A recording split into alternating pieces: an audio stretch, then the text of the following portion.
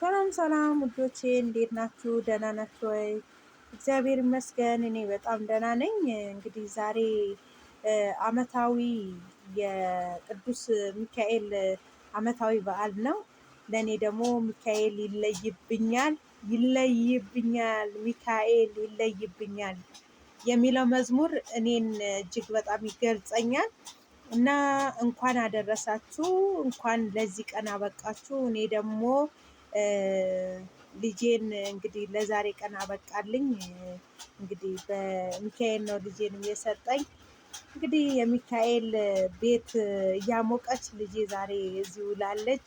የዛሬ ዓመት ታዝላ ነበረ። ዛሬ ደግሞ በእግሯ ድክ ድክ እያለች ነው የሄደችው።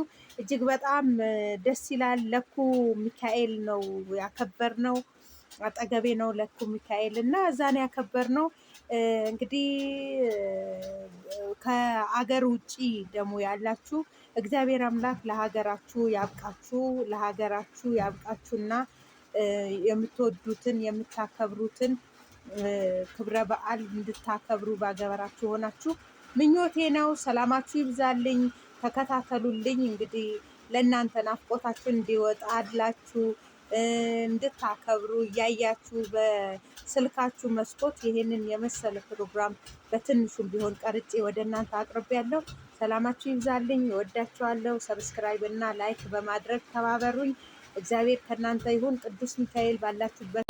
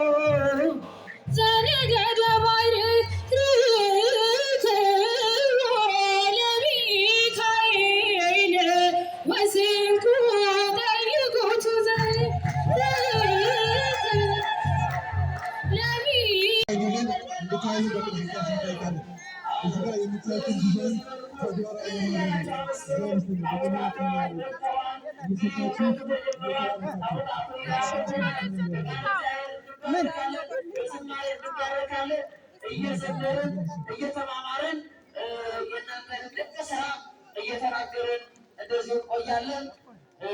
ሌላው ሳልረሳ አንድ ማሳሰቢያ የምነግራችሁ የሰማችሁ ላልሰሙ እንድታሰሙ አደራ ምንድነው? እባካችሁ ጧፍና ሻማ አትለኩሱ። ጧፍና ሻማ በራሴ አበራላለሁ ተብሎ ስለት የለም።